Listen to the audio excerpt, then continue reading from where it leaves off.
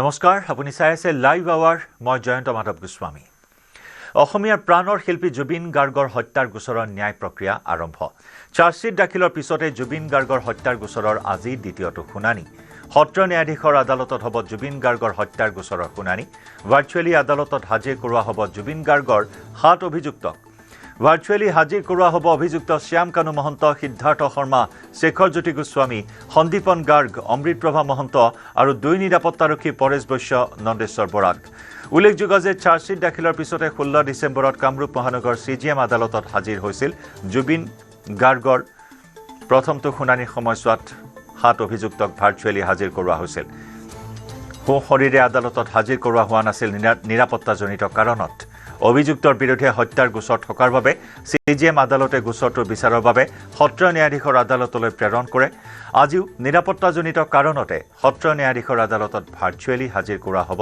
7 অভিযুক্তক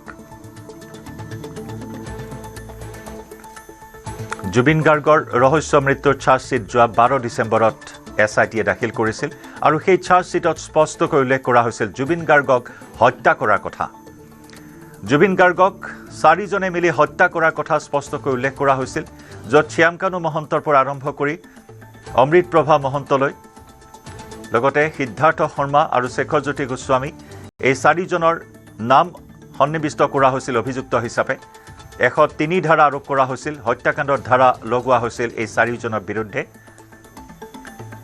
জুবিন গাৰ্গক হত্যা কৰাৰ কথা উল্লেখ কৰাক লৈ সমগ্ৰ ৰাজ্যজুৰি প্ৰতিক্ৰিয়া অব্যাহত আছে 16 ডিচেম্বৰৰ প্ৰথমটো শুনানি গ্ৰহণ কৰা হৈছিল আৰু আজি দ্বিতীয়টো শুনানি সত্ৰ ন্যায়াধীশৰ আদালতত আজি দ্বিতীয়টো শুনানি গ্ৰহণ কৰা হ'ব জুবিন গাৰ্গৰ মৃত্যুক লৈ SITয়ে দাখিল কৰা চাৰ্জশ্বিটক লৈ প্ৰতিক্ৰিয়া অব্যাহত আছে 19 ছেপ্টেম্বৰত ইয়ত পাৰ্টিত গৈ ৰহস্য মৃত্যুক সাৱটি লৈছিল জুবিন গাৰ্গে য'ত নেকি চূড়ান্ত অৱহেলাৰ ছবি প্ৰকাশ পাইছিল টুকুৰা টুকুৰকৈ মুকলি হোৱা কেইবাটা ভিডিঅ'ত জুবিন গাৰ্গক কেনেদৰে পানীত নামিবলৈ উচতনি দিছিল একাংশই ইয়ত পাৰ্টিত থকা প্ৰবাসী অসমীয়াসকলক অভিযুক্ত কিয় কৰা নহল তাকেলৈ বিভিন্ন প্ৰশ্ন এতিয়া অব্যাহত আছে কিন্তু তাৰ মাজতে শুনানি প্ৰক্ৰিয়া আৰম্ভ হৈছে আৰু এই শুনানি প্ৰক্ৰিয়াৰ জৰিয়তে জুবিন গাৰ্গে অতি শীঘ্ৰেই ন্যায় লাভ কৰিব বুলিও সকলোৱে এই মুহূৰ্তত আশা প্ৰকাশ কৰিছে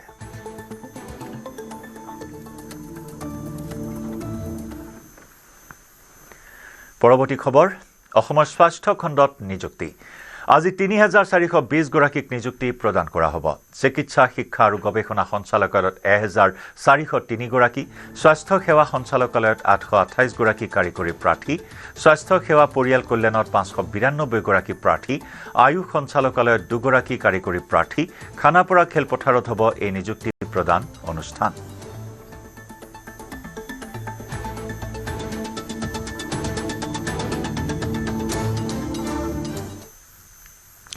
টিয়কৰ ভোগামুখ আৰক্ষী থানাৰ অন্তৰ্গত ঔগুৰিত ভয়ংকৰ অগ্নিকাণ্ড নিশা হোৱা এই অগ্নিকাণ্ডত ভস্মীভূত দুখনকৈ ব্যৱসায়িক প্ৰতিষ্ঠান অগ্নিকাণ্ডত যাহ গ'ল লক্ষাধিক টকাৰ সা সম্পত্তি কিন্তু এতিয়াও জানিব পৰা হোৱা নাই অগ্নিকাণ্ডৰ কাৰণ স্থানীয় ৰাইজৰ তৎপৰতাত জুই নিৰ্বাপন কৰা হয় মুহূৰ্তৰ ভিতৰতে দুখনকৈ ব্যৱসায়িক প্ৰতিষ্ঠান জ্বলি চাৰখাৰ হয় লক্ষাধিক টকাৰ সা সামগ্ৰী সম্পূৰ্ণৰূপে জ্বলি ভস্মীভূত হৈছে এই বিধ্বংসী অগ্নিকাণ্ডত পিছে অগ্নিকাণ্ড কেনেদৰে সূত্ৰপাত ঘটিল সেই বিষয়ত এতিয়াও কোনো নিশ্চিত তথ্য জানিব পৰা হোৱা নাই স্থানীয় লোকৰ তৎপৰতাত জুই নিৰ্বাপন কৰা হয়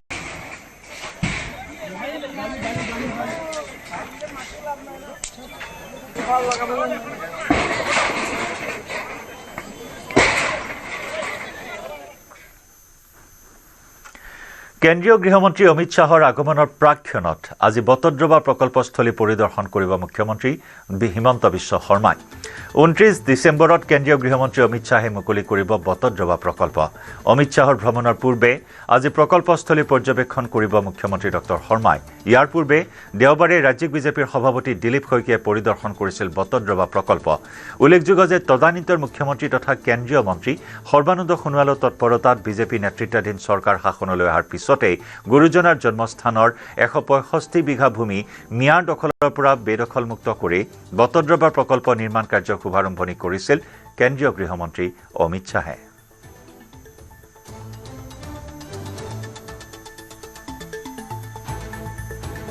খন্তেক পিছতে বটদ্ৰৱাৰ যি প্ৰকল্পস্থলী আছে বটদ্ৰৱাৰ প্ৰকল্পস্থলীত আহি পেলাই উপস্থিত হ'ব অসমৰ মুখ্যমন্ত্ৰী ডক্টৰ হিমন্ত বিশ্ব শৰ্মা। অমিত শ্বাহৰ আগমনৰ কাৰণেই অহা 29 তাৰিখে অমিত শ্বাহ এই প্ৰকল্পস্থলীলৈ আহি পেলাই শুভ উদ্বোধন কৰিব আৰু তাৰ কাৰণেই অসমৰ মুখ্যমন্ত্ৰীয়ে আজি ইয়াত আহি পেলাই উপস্থিত হ'ব। ইয়াত আহি পেলাই তেওঁ নিৰীক্ষণ কৰিব যে প্ৰকল্পস্থলীৰ কামখিনি কিমান ধৰণৰ আগবাঢ়ি গৈছে। মই ইয়াত তেখেতসকলৰ পৰা আমি জানিবলৈ চেষ্টা কৰিম যে প্ৰকল্পস্থলীৰ কৰ্মৰ বিষয়ে আপুনি কি ক'ব? প্ৰকল্প যে চলি আছে এই সংক্ৰান্তত কি ক'ব? কেনেকুৱা ধৰণৰ মুখ্যমন্ত্ৰীৰ আগমন হৈছে? হয়, আগমন হৈছে। আগন্তুক দিনত এই ৰাইজে বহিয়ে মানে শংকৰদেৱৰ জন্মস্থানত এনেকুৱা এটা প্ৰকল্প হৈছে, চবেই দেখি পেলাই ভাল পাব। আজি সেই তাকে পৰ্যবেক্ষণ কৰিবৰ কাৰণে মুখ্যমন্ত্ৰী মহোদয় আহিছে। আৰু প্ৰকল্পৰ পিছত 29 তাৰিখে যিটো ইয়াত শুভ উদ্বোধন হ'ব, শুভ উদ্বোধনৰ পিছত কেনেকুৱা ধৰণৰ এটা পৰিৱেশৰ সৃষ্টি হ'ব বুলি আপুনি ভাবে? মানুহ আমাৰ অসমৰ যোনটো শংকৰ সংস্কৃতি, যোনটো ইয়াৰ ওপৰত গোটেই মানুহখিনি ইয়াত আহি ভাল পাব। গোটেই এটা বঢ়িয়া পৰিৱেশ এটা দেখিব পাব। মানে সেইদিনা 29 তাৰিখৰ পিছতে আপোনাৰ টিভিয়ে যেতিয়া ওলাব, তেতিয়া চব মানুহে এটা পৰিৱেশটো গম পাব। তেতিয়া মানুহ হিন্দল ভাঙি ইয়ালৈ আহিব বুলি ধাৰণা। হয়, তেখেতে কৈছে যে 29 তাৰিখৰ পিছত এটা ভাল পৰিৱেশৰ সৃষ্টি হ'ব। ইয়াত যিসকল ভকত বৈষ্ণৱ আছে তেওঁলোক আহি পেলাই উপস্থিত হ'ব, স্থানীয় ৰাইজসকল আহি পেলাই উপস্থিত হ'ব। আৰু প্ৰকল্পৰ নিৰ্মাণৰ কাম প্ৰায় 4 বছৰ ধৰি ইয়াত চলি আছে আৰু সম্পূৰ্ণ প্ৰায় অৱস্থাত হৈ আছে। 29 তাৰিখে শুভ উদ্বোধন হ'ব। শুভ উদ্বোধনৰ পিছতেই হয়তো প্ৰকল্পৰ সম্পূৰ্ণৰূপে যিখিনি সৌন্দৰ্যবৰ্ধন বা বাকীখিনি দৃশ্য আমি দেখুৱাবলৈ আপোনালোকক সক্ষম হ'ম। পবিতৰা অভয়াৰণ্যত বনভোজকাৰী দললৈ চোঁচা এটা প্ৰকাণ্ড গঁড়ৰ। অভয়াৰণ্যৰ কাষতে বনভোজকাৰী দলক হঠাতে আক্ৰমণাত্মক হৈ খেদি আহে গঁড়টোৱে। গঁড়টোক খেদিবলৈ শূন্যলৈ কেইবা যায় গুলী চলাবলগীয়া হয় বনকৰ্মীয়ে। গঁড়ৰ আক্ৰমণৰ পৰা কথম্পি প্ৰাণ ৰক্ষা পৰে বনভোজকাৰী দলৰ। এয়া পবিতৰা অভয়াৰণ্যৰ আমি দৃশ্য দেখুৱাইছোঁ। অভয়াৰণ্যখনত বনভোজকাৰী দলৰ ভিৰ বৃদ্ধি পাইছে আৰু তেনে সময়তে এটা প্ৰকাণ্ড গঁড়ে চোঁচা ল'লে বনভোজকাৰী দললৈ লক্ষ্য কৰি। অভয়াৰণ্যখনৰ কাষতে বনভোজকাৰী দলক হঠাতে আক্ৰমণাত্মক হৈ খেদি আহিল এই প্ৰকাণ্ড গঁড়টোৱে। এক আতংকময় পৰিৱেশ, এক শ্বাসৰুদ্ধকৰ পৰিস্থিতিয়ে বিৰাজ কৰিলে। অৱশেষত বনকৰ্মীৰ আপ্ৰাণ প্ৰচেষ্টাৰ অন্তত গঁড়টোক পুনৰ খেদি পঠিয়াবলৈ সক্ষম হয়। বহু সময় ধৰি তীব্ৰ উত্তেজনা বিৰাজ কৰে গঁড়টোৰ এই উগ্ৰ মূৰ্তিক কেন্দ্ৰ কৰি। কেইবা যায় গুলী ফুটাই গঁড়টোক খেদিবলৈ সক্ষম হয় বনকৰ্মী।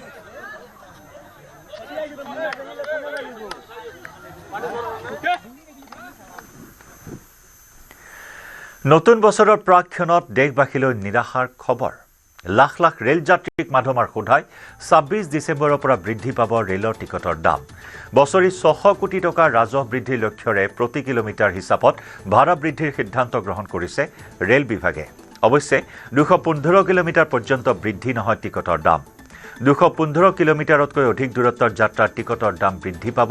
জেনেৰেলত প্ৰতি কিলোমিটাৰত 1 পইচাকৈ বৃদ্ধিৰ সিদ্ধান্ত, আনহাতে নন এচিত প্ৰতি কিলোমিটাৰত 2 পইচাকৈ, এচিত প্ৰতি কিলোমিটাৰত 2 পইচাকৈ বৃদ্ধি পাব টিকটৰ দাম।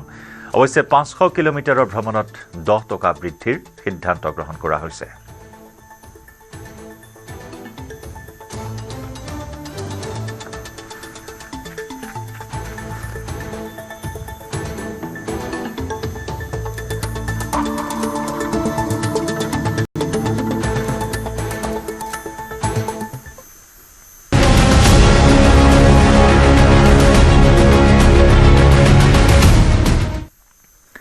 আমি ইতিমধ্যে জনাইছোঁ যে অসমীয়াৰ প্ৰাণৰ শিল্পী জুবিন গাৰ্গৰ হত্যাৰ গোচৰৰ ন্যায় প্ৰক্ৰিয়া ইতিমধ্যে আৰম্ভ হৈছে। 12 ডিচেম্বৰত এছআইটিত চাৰ্জশ্বিট দাখিলৰ পিছত 16 ডিচেম্বৰত প্ৰথমটো শুনানি গ্ৰহণ কৰা হয় আৰু আজি সত্ৰ ন্যায়াধীশৰ আদালতত দ্বিতীয়টো শুনানি গ্ৰহণ কৰা হ'ব। নিৰাপত্তাৰ খাতিৰত আজিও ভাৰ্চুৱেলি জুবিন গাৰ্গৰ হত্যাত অভিযুক্ত আটাইকেইজন অভিযুক্তক ভাৰ্চুৱেলি হাজিৰ কৰোৱা হ'ব আদালতত। আমাৰ সতীৰ্থ সাংবাদিক দীপাংকৰ দাসৰ সৈতে সংযুক্ত হৈছোঁ পোনপটীয়া সম্প্ৰচাৰত। দীপাংকৰ, আজি প্ৰথমবাৰ সত্ৰ ন্যায়াধীশৰ আদালতত দ্বিতীয়টো শুনানি গ্ৰহণ কৰা হ'ব। গতিকে এই মুহূৰ্তত কি খবৰ আপুনি লাভ কৰিছে, যিহেতু নিৰাপত্তাজনিত কাৰণত আজিও আটাইকেইজন অভিযুক্তক ভাৰ্চুৱেলি আদালতত হাজিৰ কৰাৰ খবৰো জানিব পৰা হৈছে?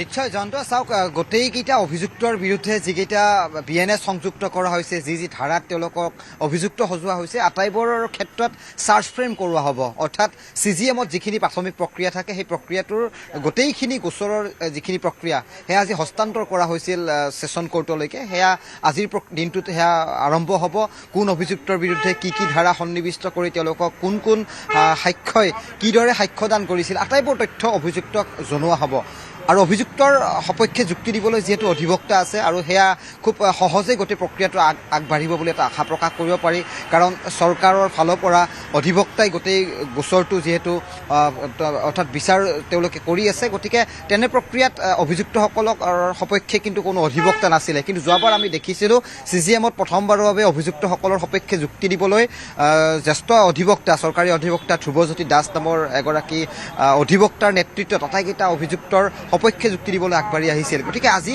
সেয়া দেখিবলৈ পোৱা যাব আৰু মই এই মুহূৰ্তত ছেছন কোৰ্টৰ সন্মুখত উপস্থিত আছোঁ আৰু কোৰ্টৰ যিখিনি প্ৰাথমিক প্ৰক্ৰিয়া অৰ্থাৎ যি কাৰ্যালয় খোলাৰ যিখিনি যোজা সেয়া এই মুহূৰ্তত দেখিবলৈ পোৱা গৈছে ঠিক 10 বজাৰ পিছতেই যিখিনি এটা বিশ্বস্ত সূত্ৰৰ পৰা যিটো খবৰ লাভ কৰিছোঁ 10 বজাৰ পিছতেই গোটেই বিচাৰ প্ৰক্ৰিয়াটো আৰম্ভ হ'ব আৰু প্ৰথমবাৰৰ বাবে জিলা সত্ৰ ন্যায়াধীশ আদালতত এই 7 অভিযুক্তক আজি ভাৰ্চুৱেলি হাজিৰ কৰোৱা হ'ব আৰু ইতিমধ্যে পূৰ্বে দৰ্শকসকল জ্ঞাত যে 5 অভিযুক্ত শ্যামকানু মহন্ত সিদ্ধাৰ্থ শৰ্মা সন্দীপন গাৰ্গ নৰেশ্বৰ বৰা আৰু পৰেশ বৈশ্য এই 5 অভিযুক্ত বৰ্তমান বাক্সাৰ জিলা কাৰাগাৰত আছে তালৈ আজিও অধিবক্তা গৈছে SITৰ শীৰ্ষ বিষয়া গৈছে আনফালে হাফলং জিলা কাৰাগাৰত আছে অমৃত প্ৰভাৱ মহন্ত আৰু শেখৰ জ্যোতি গোস্বামী সেই দুই অভিযুক্তৰ কাষলৈও আজি SITৰ এটা দল গৈছে বুলি আমি গম পাইছোঁ খবৰ লাভ কৰিছোঁ একেদৰে অধিবক্তা তেওঁলোকৰ সপক্ষে যুক্তি দিবলৈ তাত গৈ উপস্থিত হৈছে কাৰণ ভাৰ্চুৱেলি তেওঁলোকে আজি আদালতত হাজিৰ হ'ব আৰু তেওঁলোকৰ বিৰুদ্ধে যিখিনি চাৰ্জ ফ্ৰেমৰ কথা আহিছে কাৰণ তেওঁলোকক হত্যাত অভিযুক্ত কৰোৱা হৈছে এই হত্যাত অভিযুক্ত কৰোৱাৰ যিখিনি ধাৰা 103(1) 103 এই আটাইখিনি কথাক লৈ আজি যিহেতু পৰৱৰ্তী সময়ত এই ধৰণৰ বিচাৰৰ প্ৰক্ৰিয়াৰ মাজৰে তেওঁলোকক কোন সাক্ষ্যই অৰ্থাৎ যিখিনি SIT চাৰ্জশ্বিটত যিখিনি তথ্য উল্লেখ কৰিছিল সেয়া আছিলে যে 396 অৰ্থাৎ 396 গৰাকী লোকে এই অভিযুক্তসকলৰ বিৰুদ্ধে সাক্ষ্যদান দিছিলে তেওঁলোকক উইটনেছক আজি হয়তো বিচাৰিব কোন উইটনেছে কোন অভিযুক্তৰ বিৰুদ্ধে কি ধৰণে সাক্ষ্য দিছে এই ধৰণৰ কথা বাৰ্তা আজি অভিযুক্তক জনোৱা হ'ব আৰু তাৰপিছত তেওঁলোকৰ ভাষ্য গ্ৰহণ কৰা হ'ব তেওঁলোকে এই সন্দৰ্ভত কি তথ্য সদৰি কৰে এই কথা বিচাৰকে জানিবলৈ চেষ্টা কৰিব এইবোৰ আটাইবোৰ তথ্য আদালতৰ ভিতৰত ৰেকৰ্ড কৰা হ'ব আৰু পৰৱৰ্তী সময়ত অন্য ডেট লৈ অন্য তাৰিখত আন অভিযুক্তসকলক পৃথকে পৰৱৰ্তী শুনানিত হাজিৰ হোৱাৰ বাবে নিৰ্দেশ প্ৰদান কৰা হ'ব গতিকে আজি খুব প্ৰাথমিক প্ৰক্ৰিয়া যদি চোৱা যায় ইয়াৰ পূৰ্বে CGMত চাৰ্জশ্বিট দাখিল কৰাৰ পিছত তেওঁলোকক CGMত ভাৰ্চুৱেলি হাজিৰ কৰা হৈছিল CGMত তেওঁলোকক যেতিয়া ভাৰ্চুৱেলি হাজিৰ কৰা হৈছিল তেওঁলোকৰ বিৰুদ্ধে কি ধৰণে চাৰ্জশ্বিটত কি তথ্য সন্নিৱিষ্ট আছিল এই ধৰণৰ বিষয় তেওঁলোকক জ্ঞাত কৰা হৈছিল তেওঁলোকক জনোৱা হৈছিল তাৰপিছত যেতিয়া CGMৰ পৰা গোটেই গোচৰটো ছেছন কোৰ্টলৈ ডিষ্ট্ৰিক্ট ছেছন কোৰ্টলৈ যেতিয়া বাগৰি আহিল আজিৰ দিনটোত এই অভিযুক্তসকলক বিশেষভাৱে জনোৱা হ'ব তেওঁলোকৰ বিৰুদ্ধে কি স্পেচিফিক BNS তেওঁলোকৰ বিৰুদ্ধে সন্নিৱিষ্ট কৰা হৈছে তেওঁলোকৰ বিৰুদ্ধে কোন লোকে সাক্ষ্যদান কৰিছে SIT কোন অভিযুক্তৰ বিৰুদ্ধে কি ধৰণে তথ্য চাৰ্জশ্বিটত কিয় লগাবলগীয়া হ'ল কিয় সন্নিৱিষ্ট কৰিবলগীয়া হ'ল এই ধৰণৰ বিষয় আজি আদালতত অভিযুক্তসকলক জনোৱা হ'ব গতিকে চাৰ্জ ফ্ৰেম বুলি কোৱা হয় এই তথ্যটোক চাৰ্জ ফ্ৰেম কৰি আটাইকেইগৰাকী অভিযুক্তক পৰৱৰ্তী সময়ত স্বাস্থ্যজনিত কথাটো আহি পৰিব তেওঁলোকে কিদৰে জেলত আছে এই ধৰণৰ কথাও হয়তো বিচাৰকে জানিব ন্যায়ালয়ত এই ধৰণৰ কথা বাৰ্তাও আলোচনা হ'ব গতিকে বেছি দীঘলীয়া নহয় প্ৰক্ৰিয়াটো কাৰণ প্ৰাৰম্ভিক পৰ্যায়তে গোটেই প্ৰক্ৰিয়াটো আৰম্ভ হ'ব হয়তো অনুমান কৰিব পাৰি 12 বজাৰ ভিতৰতেই গোটেই বিচাৰ প্ৰক্ৰিয়াটোৰ যিখিনি শুনানি সেয়া হয়তো সমাপ্তি ঘটিব পৰৱৰ্তী ডেট ঘোষণা কৰা হ'ব ভাৰতীয় ন্যায় ব্যৱস্থা যি তাৰিখ সেয়া ধাৰা হয়তো আজিও আমি দেখিবলৈ পাম কিন্তু মুখ্যমন্ত্ৰীগৰাকীয়ে পূৰ্বে ঘোষণা কৰিছিল যে ফাষ্ট ট্ৰেক আদালত নতুবা এখন স্পেচিয়েল কোৰ্টৰ জৰিয়তে প্ৰাণৰ শিল্পী জুবিন গাৰ্গৰ ন্যায় প্ৰক্ৰিয়াটোৰ যাতে বিচাৰ প্ৰক্ৰিয়া আগবঢ়াই নিব পাৰি তাৰ প্ৰতি চৰকাৰে হস্তক্ষেপ কৰা দেখিবলৈ পোৱা গৈছিল কিন্তু এই মুহূৰ্তলৈকে চৰকাৰৰ ফালৰ পৰা কোনো আবেদন ন্যায়ালয়লৈ প্ৰেৰণ কৰা নাই যদি ন্যায়ালয়লৈ প্ৰেৰণ কৰে তেতিয়া পৰৱৰ্তী সময়ত ন্যায়ালয়ে বিচাৰ কৰিব যে ফাষ্ট ট্ৰেক আদালত বা স্পেচিয়েল কোৰ্টত কিদৰে বিচাৰ প্ৰক্ৰিয়াটো শুনানিটো খুব ক্ষিপ্ৰতাৰে আগবঢ়াই নি খুব কম সময়ৰ ভিতৰত যাতে ৰায়দানৰ কথাটো আহি পৰে সেয়া ধৰণৰ হয়তো বিচাৰ্য হ'ব অসমবাসী নজৰত ৰাখিব আজি জুবিন গাৰ্গৰ এই গোটেই চাৰ্জশ্বিট দাখিল হোৱাৰ ঘটনাৰ নিশ্চয় দীপাংকৰ এই তাৰিখৰ যিটো এটা ব্যৱস্থা এই ব্যৱস্থাটো আচলতে অধিবক্তা সমাজে বিচৰা নাছিল যেতিয়া চাৰ্জশ্বিট দাখিল কৰা হৈছিল 12 ডিচেম্বৰত তেতিয়া অধিবক্তা সমাজে প্ৰতিক্ৰিয়া প্ৰকাশ কৰিছিল যাতে জুবিন গাৰ্গৰ ন্যায় প্ৰক্ৰিয়াত এই তাৰিখৰ যিটো ব্যৱস্থা সেই ব্যৱস্থা যাতে দেখিবলৈ পোৱা নহয় এই কথা তেওঁলোকে আশা প্ৰকাশ কৰিছিল আপুনি উল্লেখ কৰিছে মুখ্যমন্ত্ৰীয়ে জনাইছিল আবেদন জনোৱা হ'ব ফাষ্ট ট্ৰেক বিচাৰ প্ৰক্ৰিয়াৰ বাবে সমান্তৰালকৈ যি আপুনি আমাক জনাইছিল যে জুবিন গাৰ্গৰ SITয়ে যি চাৰ্জশ্বিট প্ৰস্তুত কৰিছিল প্ৰায় 84 দিন ধৰি এই চাৰ্জশ্বিটত প্ৰায় 400 লোকৰ মোৰ একজেক্ট ফিগাৰটো এই মুহূৰ্তত মনত নাই দীপাংকৰ প্ৰায় 400 লোকৰ সাক্ষ্য গ্ৰহণ কৰা হৈছিল গতিকে তেনেস্থলত মুখ্যমন্ত্ৰীয়ে যি প্ৰতিশ্ৰুতি প্ৰদান কৰিছিল অসমবাসী ৰাইজক যে নিৰ্বাচনৰ পূৰ্বেই জুবিন গাৰ্গৰ হত্যাৰ গোচৰৰ ৰায় প্ৰদান কৰা হ'ব গতিকে তেনেস্থলত ইমানখিনি লোকৰ সাক্ষ্য গ্ৰহণ কৰাটো নিশ্চিতভাৱে এখন ফাষ্ট ট্ৰেক আদালতৰ প্ৰয়োজন হ'ব জুবিন গাৰ্গক ন্যায় প্ৰদান কৰিবলৈ হ'লে নিশ্চয় জয়ন্ত প্ৰয়োজনীয়তা আছে কাৰণ 396 লোকৰ সাক্ষ্য গ্ৰহণ কৰিছিল SITয়ে সেইসকল লোকক পুনৰ সমন পঠাব কৰোঁতে তেওঁলোকে এই তাৰিখত হাজিৰ নহ'ব আন এটা তাৰিখ ল'ব এয়া প্ৰক্ৰিয়াটো খুব দীঘলীয়া হ'ব যদি স্পেচিয়েল কোৰ্ট এখন যদি গঠন কৰি দিয়া নহয় তেতিয়াহ'লে কিন্তু বিচাৰৰ প্ৰক্ৰিয়াটো খুব দীঘলীয়া হ'ব সেয়া এটা অনুমান কৰিব পাৰি ইয়াৰ পূৰ্বেও বাৰ এছ'চিয়েশ্যন অসম উকিল সন্থা গুৱাহাটী উকিল সন্থা এই সন্থাবোৰে এই কথাটো নিশ্চিত কৰিছিল তেওঁলোকে জনাইছিল যে খুব দীঘলীয়া হ'ব এই গোটেই বিচাৰ প্ৰক্ৰিয়াটো আমি গম পাওঁ যে ফেব্ৰুৱাৰী মাহতেই ছিংগাপুৰৰ যিখন আদালতে এক প্ৰকাৰ জুবিন গাৰ্গৰ তাত যিটো গোচৰ ৰুজু হৈছিল তাৰ বিচাৰৰ ৰায়দান দিয়া হ'ব অৰ্থাৎ খুব কম সময়ৰ ভিতৰতে ছিংগাপুৰৰ নিচিনা চৰকাৰে ৰায়দান দিবলৈ সক্ষম হ'ব কিন্তু তাৰ বিপৰীতে গৈ যদি আমি ভাৰতবৰ্ষৰ আমাৰ দেশৰ কথা উল্লেখ কৰোঁ যিটো আমি দেখিছোঁ SITৰ শ্ৰী পূৰ্ণা প্ৰসাদ গুপ্তা তেওঁৰ সহ যি CIO যি ৰজি কলিতা তাৰপিছত মৰমী দাস তেওঁ নিজে এগৰাকী আয়োগ গোটেই কেছটোত গতিকে মৰমী দাসো দৌৰি থাকিব লাগিব দৈনিক তেওঁ কোৰ্টলৈ আহিব লাগিব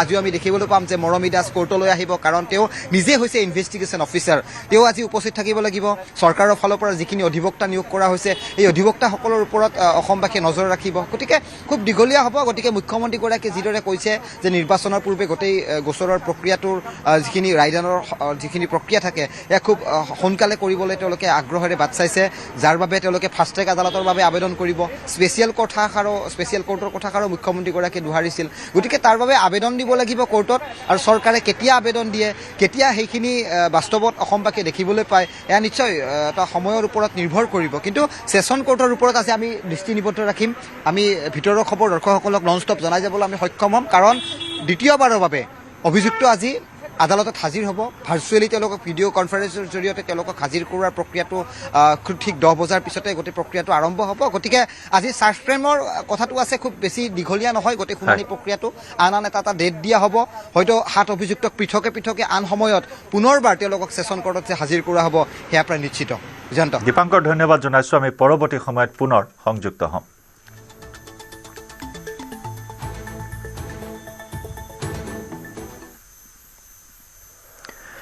নতুন দিল্লীত বাংলাদেশ উচ্চায়ুক্তৰ বাহিৰত প্ৰতিবাদৰ পিছতে দেওবাৰে বৈদেশিক পৰিক্ৰমা মন্ত্ৰালয়ৰ মুখপাত্ৰ ৰণধীৰ জয়ছোৱালে বাংলাদেশৰ উচ্চায়ুক্তৰ কাৰ্যালয়ত হিন্দু যুৱক দীপু চন্দ্ৰ দাসৰ হত্যাকাৰীক শাস্তিৰ দাবী জনায় বাংলাদেশৰ বৰ্তমানৰ পৰিস্থিতিক লৈ ভাৰতে তীক্ষ্ণ নজৰ ৰাখিছে ভাৰতৰ বৈদেশিক পৰিক্ৰমা বিভাগে বাংলাদেশ চৰকাৰৰ সৈতে যোগাযোগ অব্যাহত ৰাখিছে সংখ্যালঘু হিন্দুৰ ওপৰত সংঘটিত হোৱা আক্ৰমণক লৈ উদ্বেগ প্ৰকাশ কৰিছে ভাৰত চৰকাৰে দীপু চন্দ্ৰ দাসৰ বৰ্বৰ হত্যাকাণ্ডত জড়িত দোষীক ন্যায়িক ব্যৱস্থালৈ আনি শাস্তি প্ৰদানৰ দাবী জনাইছে বৈদেশিক মন্ত্ৰণালয়ে উল্লেখযোগ্য যে বাংলাদেশত হোৱা হিন্দু নিৰ্যাতনক লৈ নতুন দিল্লীস্থ বাংলাদেশৰ উচ্চায়ুক্ত কাৰ্যালয়ৰ সন্মুখত প্ৰতিবাদ সাব্যস্ত কৰিছিল একাংশ যুৱকে তাত কোনো ধৰণৰ অপ্ৰীতিকৰ পৰিৱেশৰ সূচনা হোৱা নাছিল এই কথা ভাৰত চৰকাৰে সকীয়াই দিছে বাংলাদেশৰ বৈদেশিক বিভাগক কিয়নো ইতিমধ্যে বাংলাদেশত ভাৰতত হোৱা প্ৰতিবাদক লৈ বিভ্ৰান্তিকৰ বাতৰি প্ৰচাৰ কৰিছে বাংলাদেশৰ ময়মনসিং জিলাৰ এটা কাৰখানাৰ পৰা উলিয়াই আনি দীপু চন্দ্ৰ দাসক মৰিয়াই হত্যা কৰিছিল একাংশ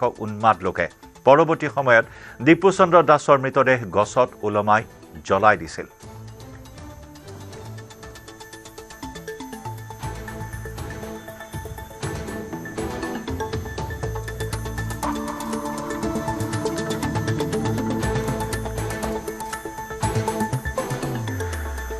আৰু এই ঘটনাৰ পিছতো বাংলাদেশত অব্যাহত আছে হিন্দু লোকৰ বিৰুদ্ধে নিৰ্যাতন বৃহস্পতিবাৰে দীপু চন্দ্ৰ দাসক বৰ্বৰভাৱে হত্যা কৰাৰ পিছত এইবাৰ এজন ৰিক্সা চালকক নিৰ্যাতন বাংলাদেশত বাংলাদেশৰ খুলনাত এগৰাকী ৰিক্সা চালকক প্ৰহাৰ উন্মাদ লোকৰ নিৰ্যাতনৰ সন্মুখীন হোৱা হিন্দু লোকজনৰ নাম গোবিন্দ গোবিন্দ বিশ্বাস ভাৰতৰ হৈ চোৰাংচোৱাগিৰি কৰাৰ অভিযোগত ৰিক্সা চালকজনক আক্ৰমণ একাংশ লোকৰ গোবিন্দ বিশ্বাসে ভাৰতৰ হৈ চোৰাংচোৱা কৰাৰ উৰা বাতৰি বিয়পাই একাংশ লোকে আৰু ইয়াৰ পিছতে ৰিক্সা চালকজনক একাংশ ধৰ্মান্ধই প্ৰহাৰ কৰে মুখ আৰু বুকুত আঘাতপ্ৰাপ্ত হয় ৰিক্সা চালকজন অৱশ্যে উন্মাদ লোকৰ পৰা ৰিক্সা চালকজনৰ প্ৰাণ ৰক্ষা কৰে আৰক্ষীয়ে বৰ্তমান আৰক্ষীৰ জিম্মাতে আছে হিন্দু লোকজন আৰক্ষীক বাৰম্বাৰ ৰিক্সা চালক বুলি পৰিচয় দিয়াৰ পিছতো মুকলি কৰি দিয়া নাই গোবিন্দ বিশ্বাসক এনেদৰে এতিয়া হিন্দুৰ বিৰুদ্ধে বৰ্বৰতাৰ আশ্ৰয় লৈছে চুবুৰীয়া ৰাষ্ট্ৰ বাংলাদেশে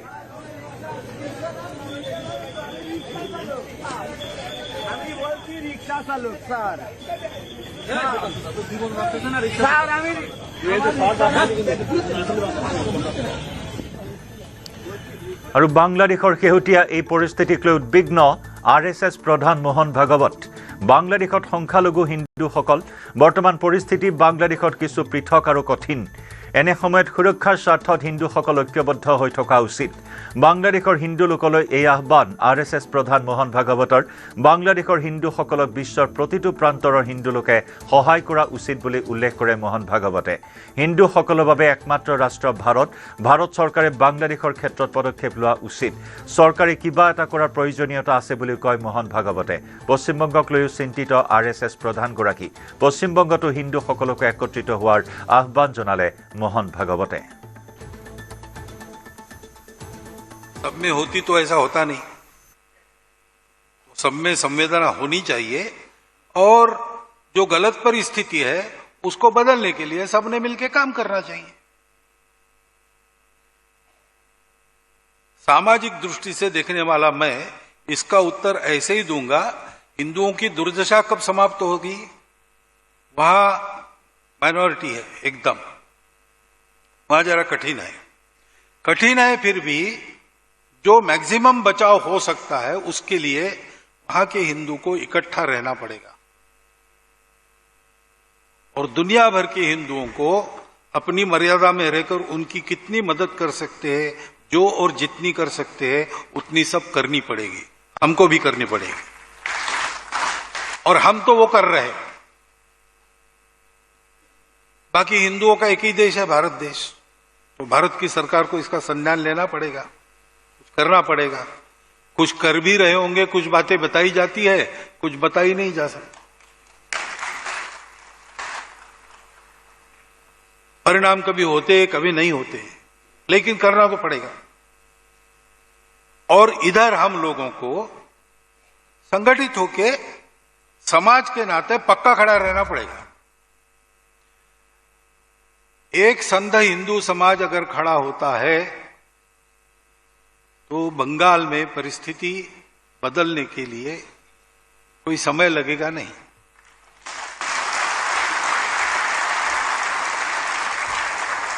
अब रही बात आखिरी प्रश्न की राजनीतिक परिवर्तन के आपके क्या विचार है तो मैं आपको फिर एक बार बताना चाहता हूं कि राजनीतिक परिवर्तन के बारे में सोचना मेरा काम नहीं है हम समाज परिवर्तन का सोच के संघ का काम कर रहे हैं परिवर्तित समाज क्या करना क्या नहीं करना इसका योग्य निर्णय लेगा इसके बारे में मेरे मन में कोई दो राय नहीं है वो समाज यानी मतदाता जो है उनको विचार करना है तो क्या उपयुक्त है वो आप करिए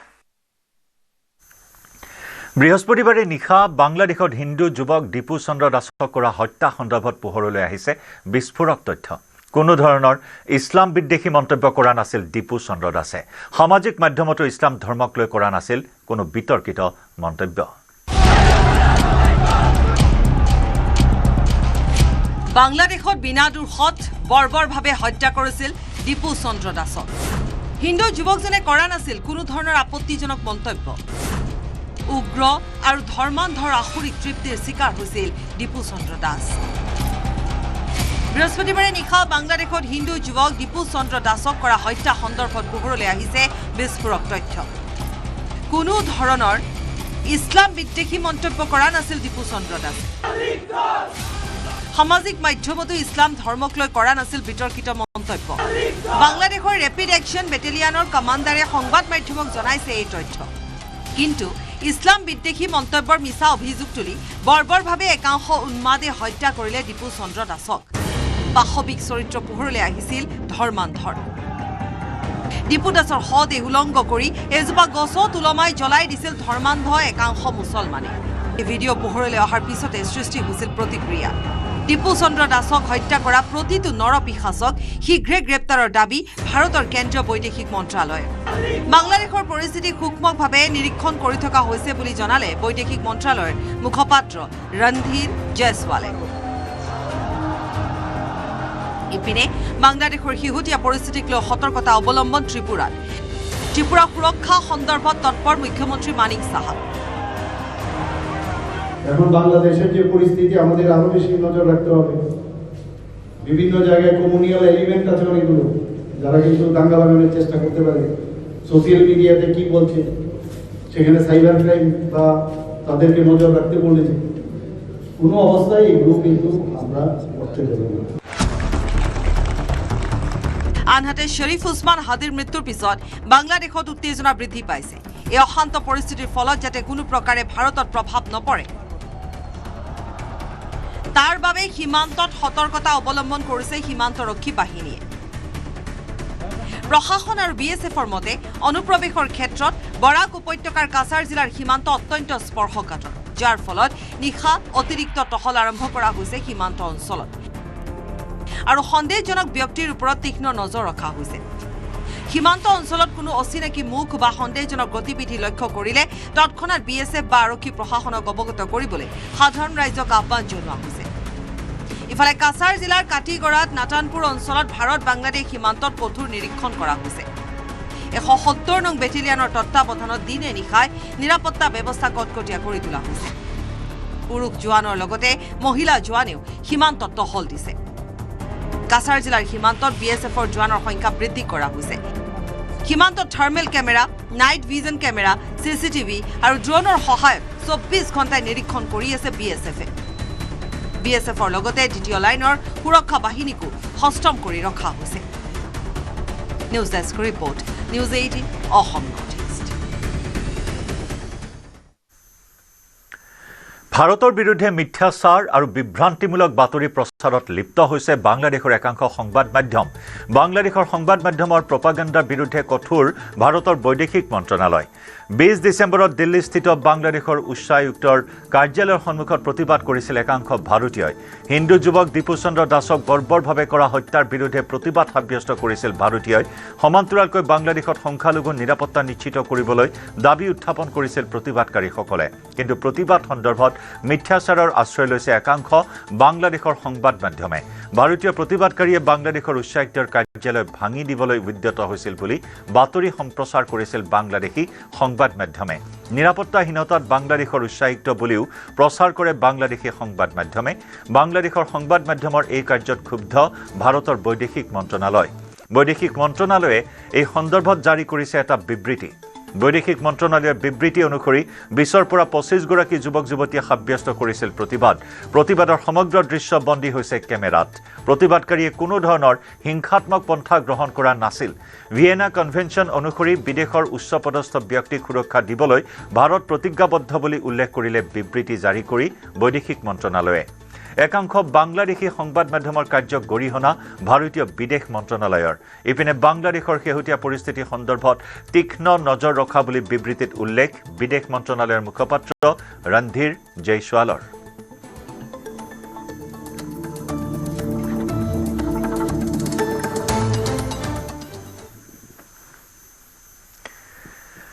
গোলাঘাট নগৰৰ এজন প্ৰতিষ্ঠিত ব্যৱসায়িক ভাবুকিৰে ধন দাবী কৰিলে দুৰ্বৃত্তই। ফোনৰ মেছেজৰ জৰিয়তে 2 লাখ টকা দাবী দিগন্ত শইকীয়া নামৰ ব্যৱসায়ীজনক। দাবী কৰা ধন নিদিলে দিগন্ত শইকীয়াৰ পৰিয়ালৰ ক্ষতি কৰাৰ ভাবুকি। মোবাইল নম্বৰ 7086399680 পৰা ব্যৱসায়ীজনক ধন দাবী কৰে। ধন নিদিলে ব্যৱসায়ীজনৰ 3টা সন্তান বিপদত পৰিব বুলিও ভাবুকি ভৰা বাৰ্তা। এই ঘটনাৰ পাছতে গোলাঘাট থানাত গোচৰ দিয়ে ব্যৱসায়ীজনে। দুৰ্বৃত্তৰ ভাবুকিৰ পিছতেই এতিয়া শংকিত হৈ পৰিছে পৰিয়ালটো। শীঘ্ৰেই এই অচিনাক্ত লোকজনক কৰায়ত্ব কৰাৰ দাবী।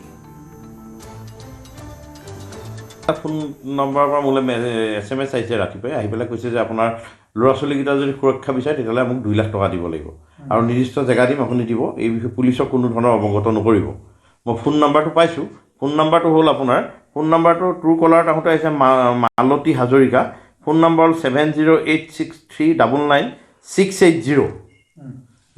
এই নম্বৰৰ পৰা মোলৈ SMS আহিছে। তেতিয়া মই তেখেতক মেছেজ ওলটাই কৰিলোঁ যে মই ঠিক আছে, মই দিম, কি ক'ত আছে, যদি নিদিয়ে আল্টিমেটলি মই পুলিচৰ মোক তেতিয়া আকৌ ওলটাই ফোন কৰিছে, মেছেজ কৰিছে যে আপুনি পুলিচৰ ভয় নেদেখুৱাব, পুলিচলৈ মই ভয় নকৰোঁ। কিবা ক'লে, তাৰপিছত মোৰ ভয় লাগিলে, উপায় নাপাই পেলাই মই আহি পেলাই গোলাঘাট থানাত এই বিষয়ে এজাহাৰ দাখিল কৰিছোঁ। কি হ'ব পাৰে, কোনে দিব পাৰে? এই বিষয়ে মই নাজানো কোনে দিব পাৰে, মোৰতো তেনেকুৱা ধৰণৰ ধৰক মোক কোনোবাই কৰিব মই ভবা নাই, কিন্তু যেতিয়া কৰিছে মোৰ ল'ৰা ছোৱালী লৈ গৈছে মই বিশেষভাৱে ভয় খাইছোঁ আৰু সেইকাৰণে অৱগত কৰিছোঁ। প্ৰতিবাদকাৰীক আটক কৰাক লৈ পশ্চিম কাৰ্বি আংলং জিলাৰ খেৰণীত উত্তেজনা। উচ্ছেদৰ দাবীত 15 দিন ধৰি অনশন কৰা 7 প্ৰতিবাদকাৰীক নিশা আটক কৰিছিল আৰক্ষীয়ে। ফেংলাংপিৰ প্ৰতিবাদস্থলীৰ পৰা আটক কৰি প্ৰতিবাদকাৰীসকলক ডিফুলৈ প্ৰেৰণ আৰক্ষীৰ। প্ৰতিবাদকাৰীসকলক মুক্তি দিয়াৰ দাবীৰে পথ অৱৰোধ কৰি ৰাইজৰ প্ৰতিবাদ।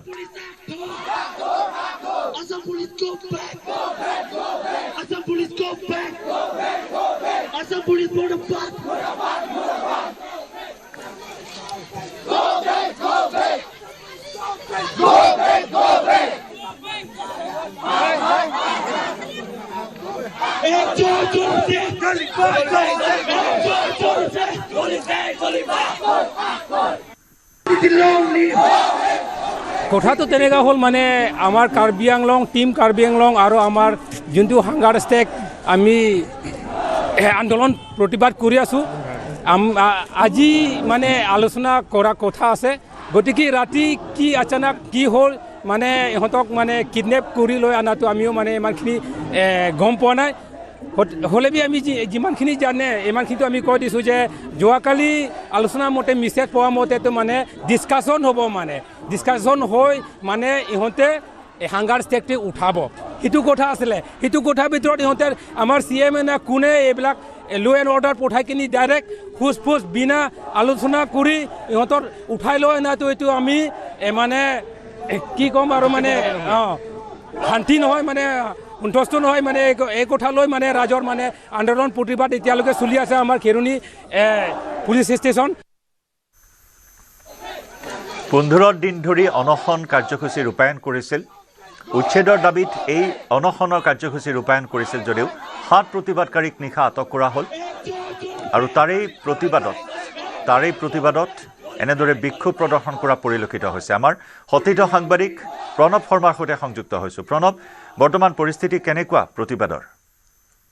চাওক জয়ন্ত, কাৰ্বি আংলং জিলাৰ যি BGR ভূমিত যিসকল লোকে অনা কাৰ্বি লোকে যে বসবাস কৰি আছিলে, সেই অনা কাৰ্বি লোকে বসবাস কৰা সকলক প্ৰতিবাদ কৰাৰ দাবীত ইতিমধ্যে 15 দিন ধৰি এক আমৰণ অন্বেষণ ফেলাংপি অঞ্চলত অব্যাহত ৰাখিছিলে কাৰ্বি জনগোষ্ঠীৰ লোকসকলে, আৰু সেই প্ৰতিবাদ ইতিমধ্যে আজি 15টা দিনত ভৰি দিছিলে। ইয়াৰ মাজতে পুৱতি নিশা প্ৰায় আৰক্ষীৰ এটা দলে সেই ফেলাংপি অঞ্চলত গৈ প্ৰতিবাদকাৰীসকলক উঠাই লৈ গৈছে আৰু মুঠ 7 গৰাকী প্ৰতিবাদকাৰীক এই মুহূৰ্তত কিন্তু আৰক্ষীৰ ফালৰ পৰা উঠাই লৈ যোৱা বুলি খবৰ পাইছোঁ আৰু সেইসকলক ডিফুলৈ প্ৰেৰণ কৰা হৈছে। আৰু এই খবৰ সমগ্ৰ অঞ্চলটোত বিয়পি পৰাৰ পাছত বহু লোকে পোৱাৰ পৰা সেই স্থানত তেওঁলোকে পথ অৱৰোধ কৰি প্ৰতিবাদ সাব্যস্ত কৰিছে। খেৰণী আৰক্ষী থানাত উপস্থিত হৈ তেওঁলোকে প্ৰতিবাদ সাব্যস্ত কৰিছে। তেওঁলোকে এটাই দাবী যে যিসকল প্ৰতিবাদকাৰীসকলক এই মুহূৰ্তত আৰক্ষীয়ে আটক কৰিছে বা উঠাই লৈ গৈছে সেইসকলক শীঘ্ৰে মুক্তি দিব লাগে। আৰু তেওঁলোকৰ এটাই দাবী, BGR ভূমিত যি অনা কাৰ্বিসকলে যে বসবাস কৰি আছে বহুদিন ধৰি, তেওঁলোকৰ এটাই দাবী আছিলে যে সেই সকলক ইতিমধ্যে কিন্তু উচ্ছেদ কৰিব লাগে। সেই দাবীতে এই আমৰণ অন্বেষণ চলি আছিলে, কিন্তু যিহেতু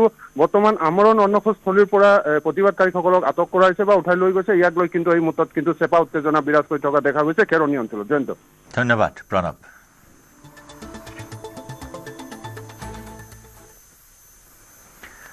বৰলুইতৰ পানী শুকাই হৈ পৰিছে মৰুভূমি সদৃশ। গুৱাহাটীত বৰলুইতৰ বালিচৰেৰে পাৰাপাৰ হ'ব পৰা পৰিৱেশ। উজান বজাৰ আৰু উত্তৰ গুৱাহাটীৰ মাজত বালিচৰে সৃষ্টি কৰিছে মৰুভূমি সদৃশ ৰূপ। লুইতত এতিয়া দেখিবলৈ নোপোৱা হ'ল শিশুসহ আন বহু জলচৰ প্ৰাণী।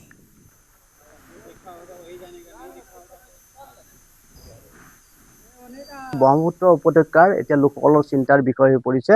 ব্ৰহ্মপুত্ৰ দ্ৰুতগতি শুকাবলৈ লৈছে। বিগত 5-6 বছৰে ব্ৰহ্মপুত্ৰৰ পানী দ্ৰুত হাৰত শুকাবলৈ লৈছে, কিন্তু এই বিষয়টো ভাৰত চৰকাৰে যিধৰণে গুৰুত্ব সহকাৰে ল'ব লাগিছিল, জলসম্পদ বিভাগে বা ব্ৰহ্মপুত্ৰৰ ওপৰত যিধৰণে গুৰুত্ব ল'ব লাগিছিল সেইধৰণে গুৰুত্ব লোৱা নাই। আৰু এতিয়া চাওক, মই গুৱাহাটীৰ পৰা দেখুৱাই আছোঁ, এনেদৰে পানী দ্ৰুতগতিত শুকাবলৈ লৈছে, যাৰ বাবে আভ্যন্তৰীণ জল পৰিবহণ বিভাগে বিভিন্ন সময়ত ঘাট স্থানান্তৰ কৰিবলগীয়া হৈছে, ফেৰী সেৱা বাতিল কৰিবলগীয়া হৈছে আৰু 2-3 ফুট পানী লৈ আচলতে ফেৰী সেৱা এই মুহূৰ্তত চলাই আছে। আৰু মোৰ লগত আছে এগৰাকী আইনবিদ প্ৰবক্তা আৰু তেওঁৰ সৈতে পোনে পোনে কথা পাতিম। দাদা, এটা চিন্তাৰ বিষয়, ব্ৰহ্মপুত্ৰ দ্ৰুতগতিত পানী শুকাবলৈ লৈছে। যথেষ্ট চিন্তাৰ বিষয়, কাৰণ এনেকুৱাকৈ যদি ব্ৰহ্মপুত্ৰখনৰ পানী শেষ হৈ থাকে যে ইয়াত প্ৰাকৃতিক যিটো গতিশীলতা, প্ৰাকৃতিক যিটো ভাৰসাম্যতা কেনেকৈ ৰক্ষা হ'ব। আৰু এইটো আপোনালোকৰ মাধ্যমেদি দেখি আহিছোঁ, যোৱা বছৰ মই পষ্টো কৰিছিলোঁ এই সম্পৰ্কে, কাৰণ অলপ মই পৰিৱেশলৈকে অলপ সচেতন বোলে পৰিৱেশক লৈ, যে এই পৰিৱেশ যদি এনেকুৱাকৈ যদি নষ্ট হৈ যায় তেতিয়াহ'লে এইটো বিষয়ত মানে ডাঙৰ মানে সমস্যা হ'ব আমাৰ এইবিলাক মানে যিটো সভ্যতা ছাৰ্ভাইভেলৰ ক্ষেত্ৰত।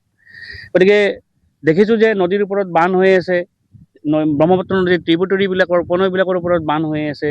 আমাৰ বিশেষকৈ চাইনাৰ পৰা যিটো আমাৰ মানে মেইন যিটো চ'ৰ্চ, সেই চ'ৰ্চত চাইনাই মানে অবৈধভাৱে বহুতবিলাক বান্ধ বনাইছে আৰু এই ক্ষেত্ৰত মানে ভাৰতবৰ্ষৰ চৰকাৰে খুব যথেষ্ট গুৰুত্ব সহকাৰে ল'ব লাগে। এতিয়া যদি এই নদীটো যদি শুকাই যায়, আৰু আমাৰ এইটো হৈছে মূল আমাৰ এইটো চিনাকি, ব্ৰহ্মপুত্ৰ বুলি ক'লে অসম বুলি ক'লে ব্ৰহ্মপুত্ৰ, আৰু অসম মানে ব্ৰহ্মপুত্ৰ বুলি ক'লে গোটেই বিশ্বত মানে অসমখনৰ এটা কি আছে চিনাকি আছে, ভাৰতবৰ্ষৰ এটা চিনাকি আছে। গতিকে এই নদীখন যদি এনেকুৱাকৈ যদি মৰি যাব লগা হয় তেতিয়াহ'লে আমি মৰি যোৱাই ভাল হ'ব। মই বহুত আৱেগিক হৈ কৈছোঁ, কাৰণ ইয়াত আমাৰ কি আছে, প্ৰতিজন মানুহৰ কি আছে তাৰমানে প্ৰাণ নিহিত হৈ আছে। আৰু এই ধৰণৰ এটা আত্মিক সম্পৰ্ক, এটা আৱেগিক সম্পৰ্ক ব্ৰহ্মপুত্ৰৰ লগত আছে। আৰু ব্ৰহ্মপুত্ৰ মৰি যোৱা মানে মই কৈছোঁ যে মানে অসমীয়া জাতি মৰি যাব। ধন্যবাদ। আৰু এটা খুব গুৰুত্বপূৰ্ণ কথা উন্মোচন কৰিলে। কলিয়াবৰৰ হাতীমূৰাত দুৰ্ঘটনাত পতিত বিলাসী বাহন। পথৰ পৰা কেইবা লুটি খাই বাগৰি পৰিল বনভোজৰ দলৰ বাহন। দুৰ্ঘটনাত আহত পংকজ বৰা নামৰ এজন লোক। চালকে অত্যাধিক সুৰাপান কৰি বাহন চলোৱাৰ ফলত এই দুৰ্ঘটনা সংঘটিত হোৱাৰ সন্দেহ কৰা হৈছে। দুৰ্ঘটনাগ্ৰস্ত বাহনখনৰ পৰা উদ্ধাৰ কৰা হৈছে কেইবাটাও সুৰাৰ বটল। ঘটনাস্থলীত জখলাবন্ধা আৰক্ষী উপস্থিত হৈ আৰম্ভ কৰিছে তদন্ত। দুৰ্ঘটনাগ্ৰস্ত বাহনখনৰ নম্বৰ হৈছে AS01AY 6294।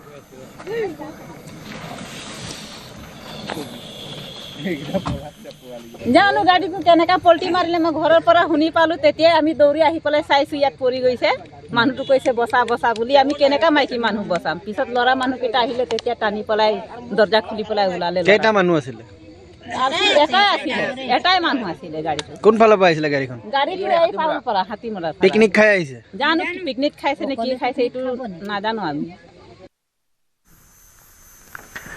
বৰদিনলৈ মাজত মাথো 2টা দিন। ব্যস্ত হৈছে এতিয়া খ্ৰীষ্টিয়ান ধৰ্মাৱলম্বী লোকসকল। সান্তা ক্লজ, খ্ৰীষ্টমাছ ট্ৰী আৰু আলোকসজ্জাৰে ভৰি পৰিছে বিপণীসমূহ। ওদালগুৰি চহৰতো বৰদিনক লৈ এক উৎসৱমুখৰ পৰিৱেশ দেখিবলৈ পোৱা হৈছে। সমাগত বৰদিনক লৈ উৎসৱমুখৰ পৰিৱেশৰ সৃষ্টি হৈছে ওদালগুৰি চহৰৰ বিপণীসমূহত। এই দৃশ্য হৈছে ওদালগুৰি চহৰৰ বিপণীৰ দৃশ্য।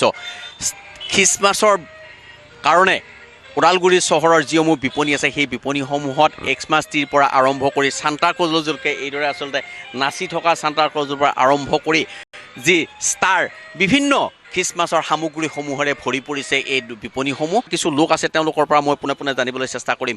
দাদা, কেনেকুৱা খ্ৰীষ্টমাছ আহিছে, কেনেকুৱা মেৰী খ্ৰীষ্টমাছ? প্ৰস্তুতি কেনেকুৱা? প্ৰস্তুতিটো বহুত, প্ৰিপেৰেশ্যন বহুত ভালে কৰি আছোঁ। কিমান অতি আলহী কিমান আহিব? আলহীটো এতিয়া গম নাপাওঁ, আহিব 110-50 এইখিনিমান আহিব। হয় হয়। কি খানাত কি থাকিব? খানাত এনে আমাৰ থাকিব, আমাৰ প্ৰিয় গাহৰি হ'ব, চিকেন আৰু মাছ মাংস কণী সেইবোৰ চব থাকিব। পিঠা পনা থাকিব? পিঠা থাকিব, পিঠা অনাচি থাকিব, এনথাপ থাকিব, পিঠা লাউডুম বুলি থাকিব, সেইবোৰ থাকিব আৰু চব। খ্ৰীষ্টমাছৰ প্ৰস্তুতি কেনেকুৱা? বেচা বিক্ৰী ঠিকে আছে, আৰু প্ৰস্তুতি মই কৰি লৈছোঁ আৰু ডেক'ৰেশ্যনটো কৰি লৈছোঁ খ্ৰীষ্টমাছৰ কাৰণে। গোটেই বস্তু আছে মোৰ তাত, ডেক'ৰেশ্যনৰ বস্তু আছে, খ্ৰীষ্টমাছ আছে, চেণ্টা ক্লজ আছে, আনকমন বস্তু আছে চেণ্টা ক্লজটো, আৰু লাইটিং আছে, চলি আছে, ভাল বেচা কিনা হৈ আছে। এই কেনেকুৱা খ্ৰীষ্টমাছ আহিলে কেনেকুৱা লাগে? ভাল লাগে, এটা মনটো অলপ ফূৰ্তি লাগে, আমাৰো ভাল লাগে। খ্ৰীষ্টমাছ আহিলে বেচা কিনা হয় দোকানত, ভাল লাগে। স্পেচিয়েল কি আনিছে আপুনি? স্পেচিয়েল এই চেণ্টা ক্লজটো স্পেচিয়েল, আৰু এটা ফটকা আহিছে নতুন কৰি, আনকমন ফটকা আহিছে, এনেকুৱা ফুটে। এইটো এটা কেমেৰা সহযোগী আচলতে এইদৰেই যে এইটো ফটকা আনিছে, এইটো আচলতে কাৰেণ্টত চলে, এইদৰে আচলতে ফটকাটো তেওঁ ফুটাই দেখাইছে। এই হৈছে আচলতে বৰদিনৰ এক উৎসাহ বুলি ক'ব লাগিব। এইদৰে আচলতে বিপণীসমূহত এইদৰে মানুহে ভিৰ কৰা পৰিলক্ষিত হৈছে। আৰু এটা কথা ক'ব লাগিব যে ওদালগুৰি চহৰত যিহেতু বেছি সৰহ সংখ্যক লোকেই আচলতে খ্ৰীষ্টধৰ্মী যি লোক আছে, ওদালগুৰি অসমৰ ভিতৰতে সৰ্বাধিক লোক আছে ওদালগুৰি চহৰত, আৰু সেইবাবে আচলতে এক ওদালগুৰি চহৰত উৎসৱমুখৰ পৰিৱেশ দেখা পৰিলক্ষিত হয়। আৰু এইদৰে আচলতে সুন্দৰকৈ দোকানসমূহ মোৰ কেমেৰা সহযোগে দেখুৱাব, সুন্দৰকৈ শাৰী শাৰীকৈ যিমানসমূহ দোকান আছে সকলো দোকানে আচলতে সজাই পৰাই তোলা হৈছে, যিহেতু সমাগত বৰদিন, আৰু বৰদিনক লৈ এক উৎসৱমুখৰ পৰিৱেশ এইদৰে দেখা পৰিলক্ষিত হৈছে। আৰু এইদৰে আচলতে সকলো দোকানেই এইদৰে চান্তা ক্লজৰ পৰা ৰাস্তাৰ পৰা আৰম্ভ কৰি লাইটে ৰঙী বিৰঙী লাইটৰ পৰা আৰম্ভ কৰি ভৰি পৰা পৰিলক্ষিত হৈছে ওদালগুৰি চহৰৰ বিপণীসমূহ। একেদৰে বঙাইগাঁৱতো বৰদিন উদযাপনৰ ব্যাপক প্ৰস্তুতি। আটক ধুনীয়াকৈ সজাই পৰাই তুলিছে গীৰ্জাসমূহ। বাঘপাৰা নিগুমঘোলাত থকা গীৰ্জাত বৰদিনৰ ব্যাপক আয়োজন। নিশা ৰাইজে কেৰল গাই ব্যস্ত হৈছে বৰদিনৰ আয়োজনত।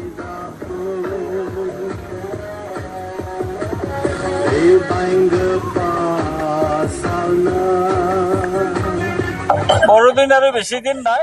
বড়দিন প্ৰস্তুতিৰ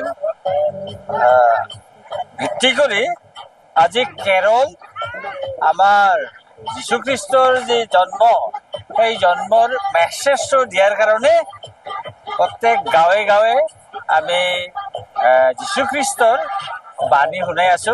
গীতবিলাক যে শুনি আছে এইটো যীশুখ্ৰীষ্টৰে গীত হয়। যীশুখ্ৰীষ্ট পৃথিৱীত আহিছিল, তেওঁ সকলো জাতি মানুহৰ কাৰণে আহিছে, কোনো জাত পাত নাই। তেওঁ জন্ম লৈছে পাপীক উদ্ধাৰৰ কাৰণে। তেওঁ ঈশ্বৰৰ একমাত্ৰ পুত্ৰ হয়। তেওঁক জনে বিশ্বাস কৰিব তেওঁ অনন্ত জীৱন পাব। যিকোনোৱে তেওঁক বিশ্বাস কৰে তেওঁ বিনষ্ট নহয়, অনন্ত জীৱন পাব বুলি কয়। সেই কথাটোৱে আমি মানে বড়দিনৰ আগমুহূৰ্তত যিটো আমাৰ কেৰল হয়, সেই কেৰলত আমি আমাৰ সমাজক আৰু পৃথিৱীৰ সকলো মানুহক আমি এই বাৰ্তাকে জনাই আছো। দেৰগাঁৱত থিয়েটাৰ চলি থাকোঁতে ঘটিল অঘটন। মঞ্চৰ পৰা হঠাৎ বাগৰি পৰে অভিনেতা অভিনেত্ৰী। বৃন্দাবন থিয়েটাৰৰ মঞ্চত ঘটিল এই অঘটন। নৃত্যৰত অৱস্থাত বাগৰি পৰে অভিনেতা চন্দন ডেকা আৰু অভিনেত্ৰী অন্বেষা প্ৰিয়দৰ্শিনী। গুৰুতৰভাৱে আঘাতপ্ৰাপ্ত অভিনেত্ৰী অন্বেষা প্ৰিয়দৰ্শিনী। দেৰগাঁৱৰ পুৰণি মাটি গাঁৱত চলি আছিল বৃন্দাবন থিয়েটাৰ।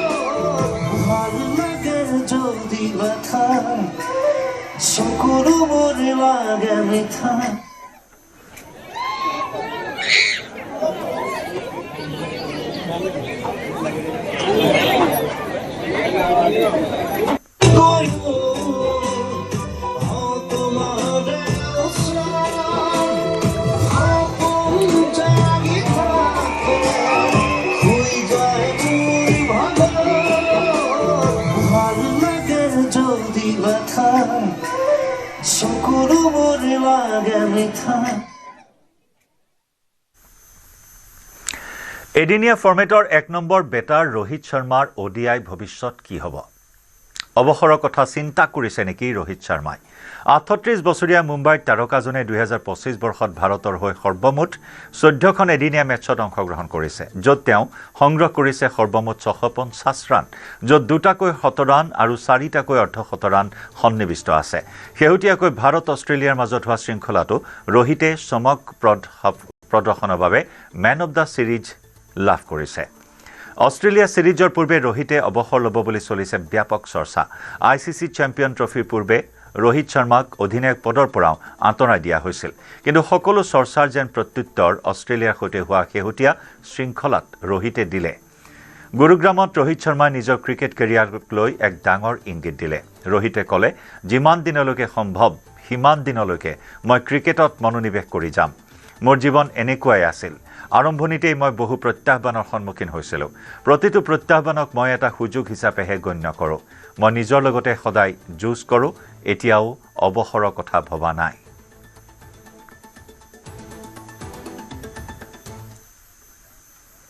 ইয়াৰে সৈতে সময় হ'ল লাইভ আৱাৰৰ পৰা বিদায় লোৱাৰ নমস্কাৰ